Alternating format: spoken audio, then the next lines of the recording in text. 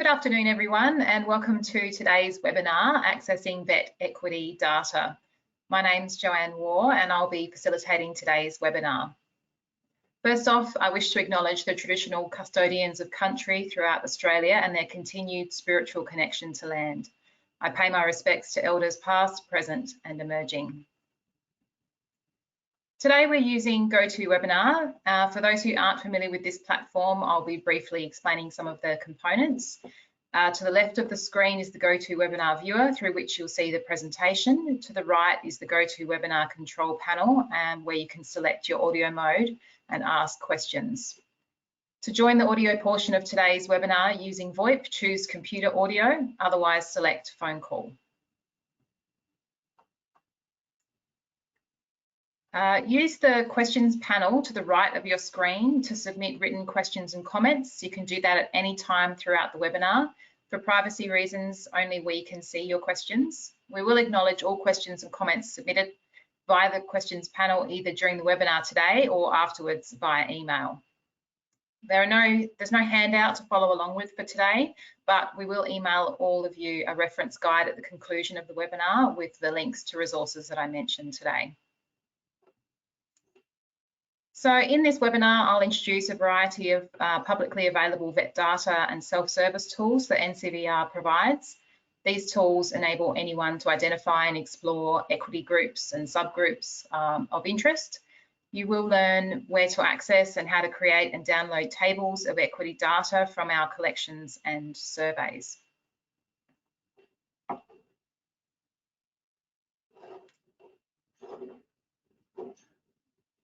So first off, I wanted to highlight the vet equity product that we have released over the last 3 years. So Student Equity in Vet 2021 was released in March this year. And the reason that we developed this product in the first place was we wanted to develop something that could do a broad strokes spotlight, put a broad strokes spotlight on equity and make it easier for beginner users, people who aren't familiar with vet, to find broad indicators for 6 of the commonly examined groups that traditionally experience barriers accessing or completing vet study. In the past, vet has had bodies dedicated to examining equity in vet, for example, the National Vet Equity Advisory Council, but we don't have a body like that at the moment. We know that for higher education, they have the National Centre for Student Equity in Higher Education, and their equity dashboard was in part some of the inspiration for wanting to put out a product like this. So before I go on and just look at this product a little bit, I wanted to also share with you, if you're not aware, that in our VocEd Plus, we do have a timeline of vet policy. And in that timeline, you're able to narrow down to programs, government programs and policies that just are about equity groups. So you can just click on that to look across the years at all the different programs that have been implemented, all the different initiatives from different governments across the years. And you can also narrow that down by jurisdiction as well. So if you're looking at a particular group, you might find that tool useful just to get some context for things that have happened across the years.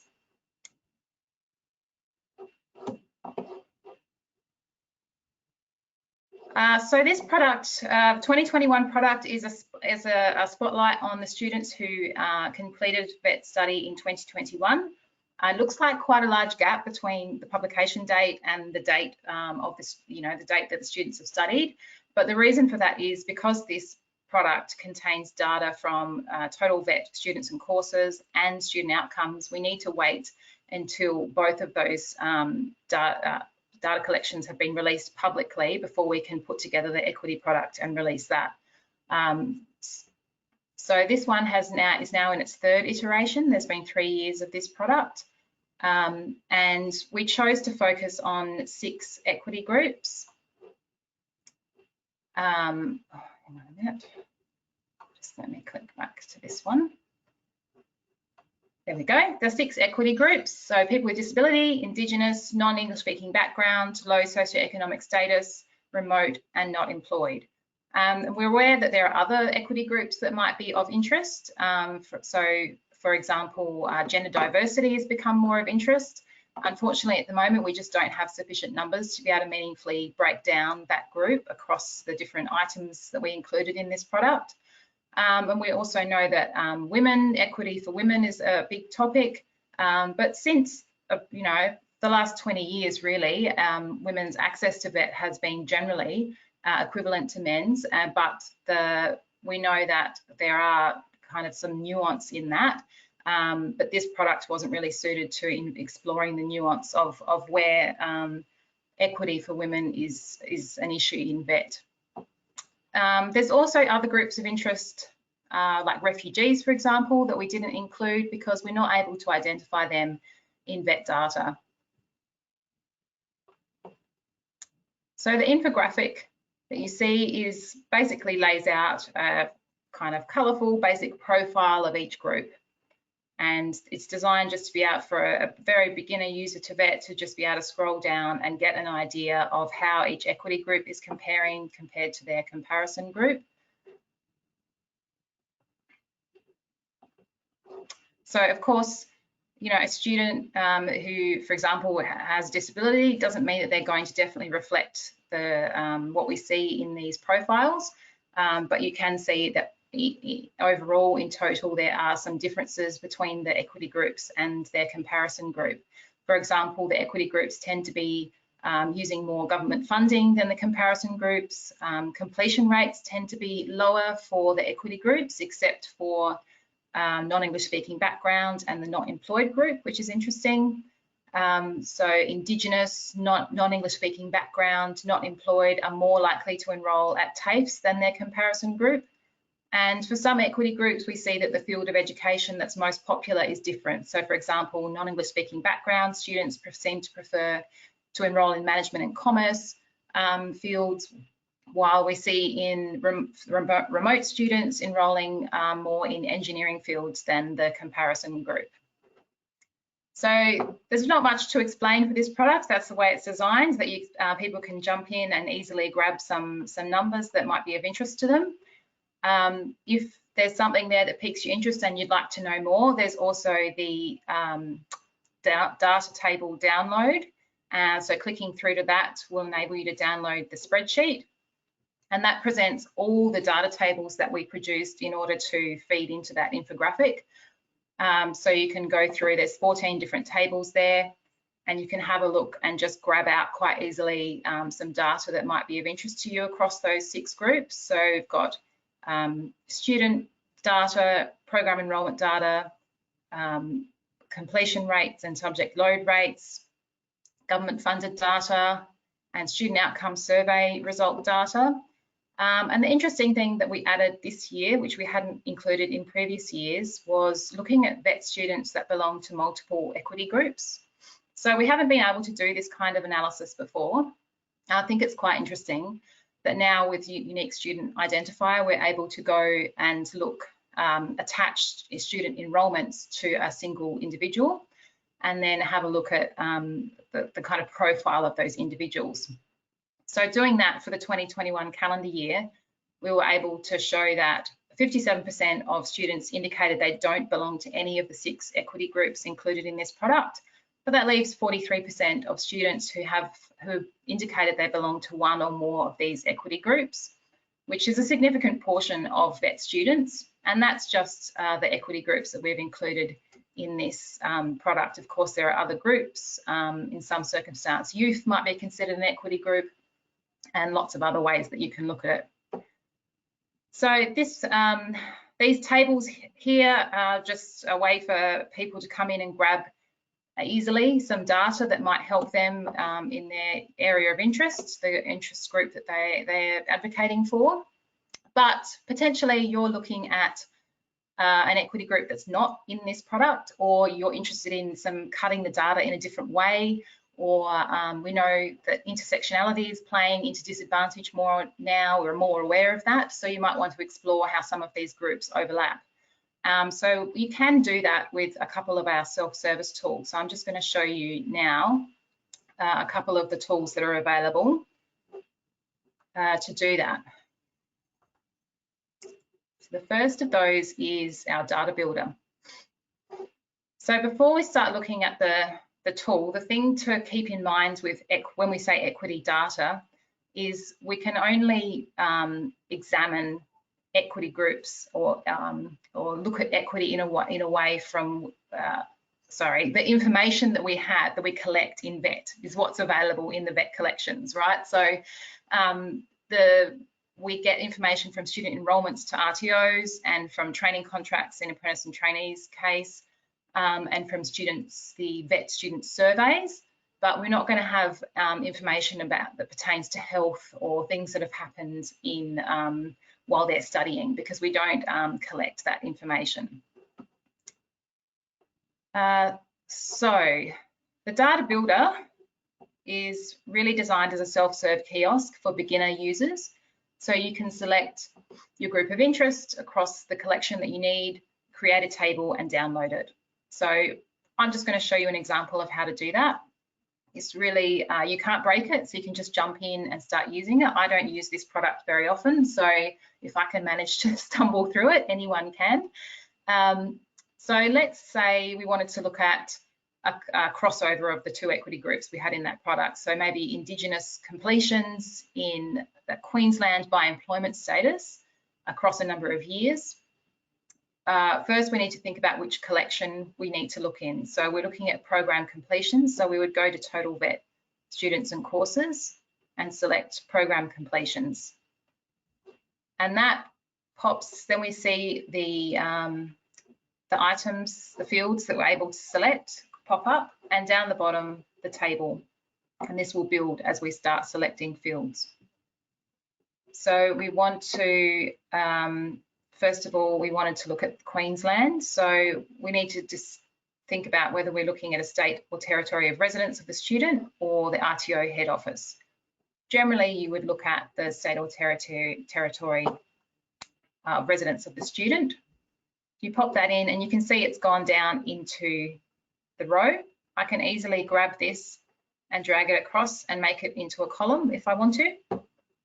But for now, let's leave it in the row. I want Queensland only, so let's just narrow it down to Queensland by clicking on that and tick. Okay, so now all these figures pertain only to Queensland across the 5 years. In this product, 5 years is the furthest you can go back. If you want to go back further, you need to use the next product that I'll talk to you about. So we wanted to look at Indigenous, so select Indigenous, and that goes down into the table.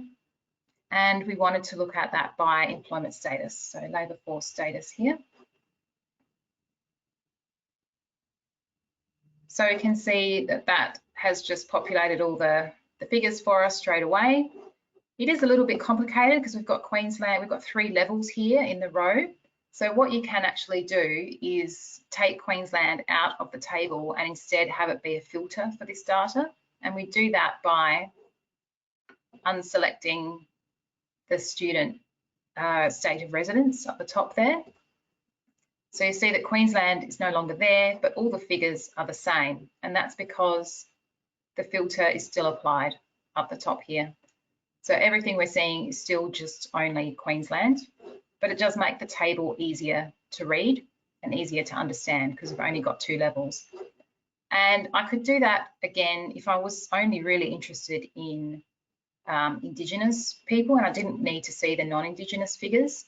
I could do the same thing again. So I can just select Indigenous there and then untick it here.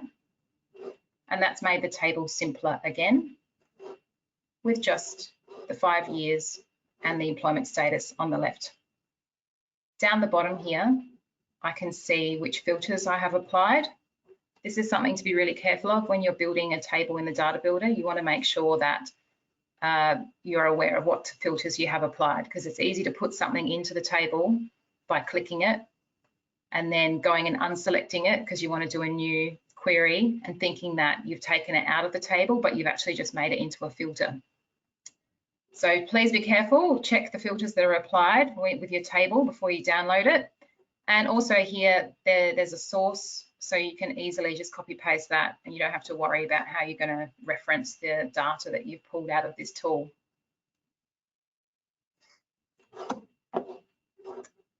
So really, you can cross-reference any of these fields. So you're able to look at any kind of combination that you like. Where you see a field that has a little arrow next to it, there's different levels available. So if we wanted to pop in field of education, we could choose to do that by 2-digit or 4-digit. So really get down into the nitty-gritty details. Again, I could move that across to the column. If I wanted to, I could narrow this down just to 1 year. So we're only looking at 2020 now. I could change this easily to a different state. So we've got Queensland up here. I can click up here, change it to a different state, or change it to a couple of states together. And that's just going to keep updating. The figures will just populate automatically each time you make a change. And you'll notice that the figures in the data builder are rounded to the nearest 5. That's to protect the anonymity, because you can get down to quite nuanced details and locations. So 3 or more is rounded up to 5, and 2 is rounded down to 0. And a dash signifies a true 0, so that there is absolutely nothing in that cross tabulation to report. So when you're happy with your table, you can download it to Excel and do your other calculations, calculate proportions, whatever you'd like to do. I always recommend that if you've finished your query, you're happy with your table and you want to start another query, I suggest clicking reset, and that will clear your table out back to the beginning. So now we're back to all the student completions across those years, and all our filters have gone from the top there, just so you don't get into a muddle with your filters. So this tool is it's easy to use. You can't break it. The best thing to do, if you're not sure if you're able to find the data you want, just hop in there, have a look at the fields, look in the data collection that you're interested in, and muck around with it. If you're a more advanced user, there's another tool you can use called VoxStats, and that is great if you want to go back further in time than just the last 5 years, or if you're looking for some more advanced fields and items to include and you want to build a really complex table. So I'll just show you VoxStats as well. So it's quite fun. So VoxStats, you will have to register with NCVER to use it, but it is free. So once you've got your username and password, you just log in. It's going to let me. And it's the same principle. You're building tables using the items that you select. It just looks a little bit different. So on the left-hand side, you've got the data sets. It's very similar to the data builder, apprentice trainee, student outcome survey, government funded, total vet students and courses, and vet in schools collections. But you do go back further in time. So TBA, that we started collecting that in 2015. So you can go all the way back to 2015 there. Government funded, you can go back quite far, all the way to 2003. And apprentice and trainee collection, that goes back to 1994, I believe. So you can see you can go back a lot further and get a real time series look at what's been going on across time. So I'll show you a quick example of how to build a table in this tool. Let's use the apprentice collection because it is a little bit different, and I just want to point out a couple of things about it. So you can see on the left here, we have a whole range of items we can select. It's quite a long list, and each of these will expand, so you can really get down into details. So let's just build a quick table so you can see how that happens. Over on the right here, the table will appear. So if I grab something with my mouse and just move across, I can throw that into the row. Let's put state and territory into the column. So that's quite simply laid out. You can move items around. So if I wanted to swap this, I can just grab state and territory, switch it down. I can put age up, so I've switched them around. I can stack them together. So I've got state and territory by age, or I can flip them back the other way around, however I'd like to do it. And then to get the actual figures, I need to click retrieve data at the top there, and that's going to populate the table. You can also apply filters, and there's also a thing called a wafer, which may be of use. So when you're building tables that are more complicated, you want to try to put the items that apply to the whole table in as a filter, and then leave the columns and rows for more detailed look, so that your table, it doesn't become too complicated, because it quickly can if you're mixing several things together. So let's do an example. We clear this table using clear table. So important things to note with apprentice trainee collection. You want to think about what you're looking at. Are we looking at commencements, in training, completed, withdrawals or cancellations? So let's say we want to use the commencement data. We put that in as a filter. So now all the data we look at, the numbers we get, are going to be commencement only. Let's say we want to look at non-English speaking female commencements by occupation. So we can put in the occupation. Let's put that in the row. And what was it? Non-English speaking. We're only interested in non-English speaking, so we can find that one here. Let's put that as a filter. So you can see that that's popped up at the top there. We want female only. We can put that as a filter, or we can put gender in, the whole of gender, as a wafer, and I'll show you what happens when you do that. So wafer allows you to easily switch between tables. So at the moment it's going to show us the figures for females, but I can easily switch that to male using this drop down box.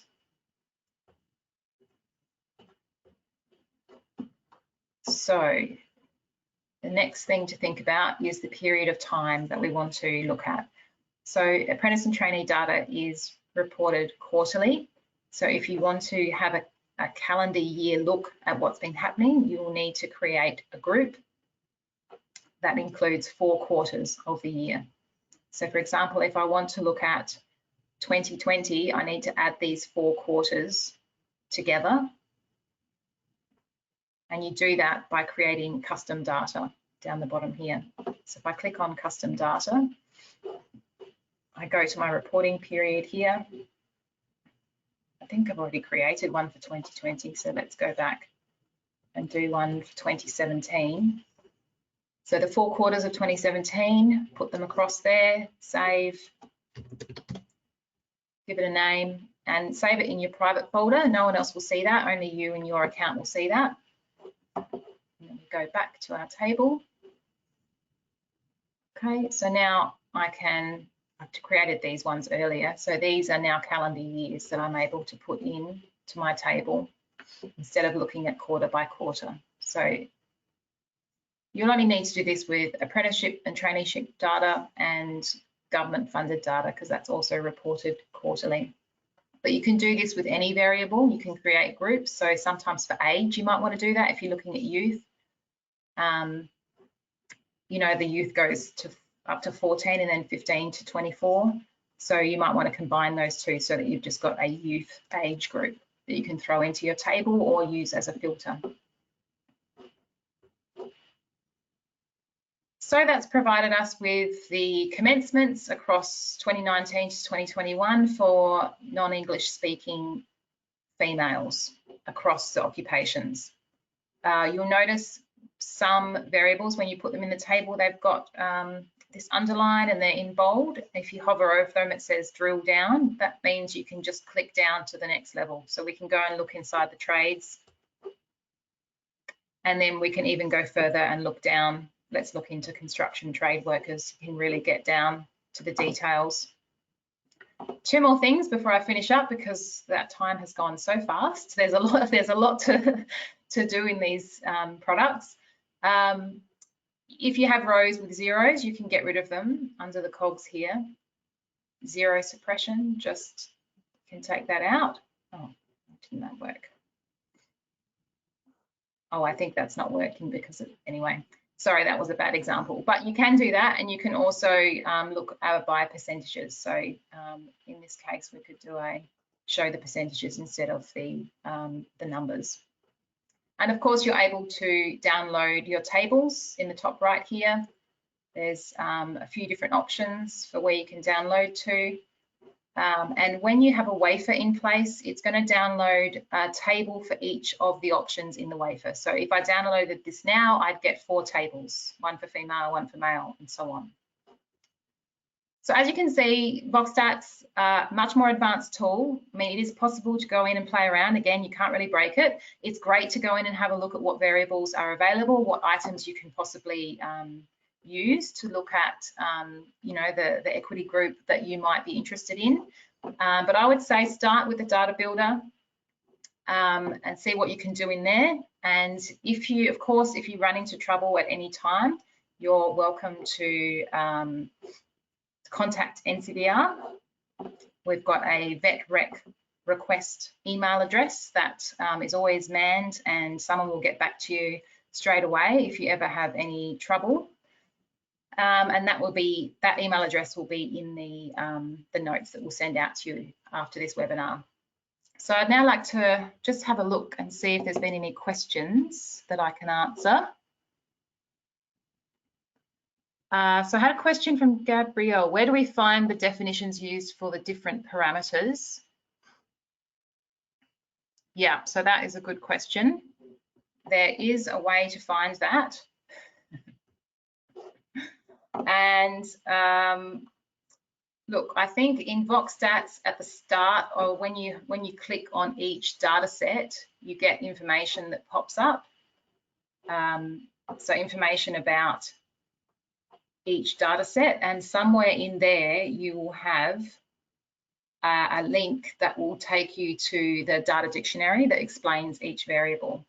But I will send out to everyone a better explanation of where you can find all of that, okay? Because at the top of my head at the moment, I'm not able to quickly go through that for each of the collections, but I will answer that one afterwards on the email. Okay, so it looks like that's all the questions we've had come through that I'm able to answer at the moment. I have had a couple of other questions come in that are a little bit more complicated and a little bit outside of what I've been talking about today, but I will get back to you. So I think we'll wrap up the webinar there. Thank you so much for attending, and feel free to contact NCVER with any of your other questions about equity. And yeah, I hope that this will come in handy for you.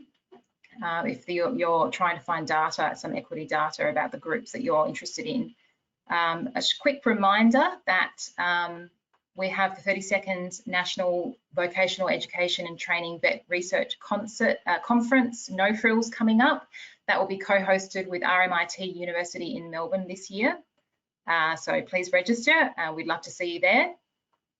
And a short online evaluation survey will be sent by email after this webinar, and we'd appreciate it if you could take the time to provide your feedback, and that will help us improve for next time. So thank you very much for attending our webinar today. Have a great afternoon.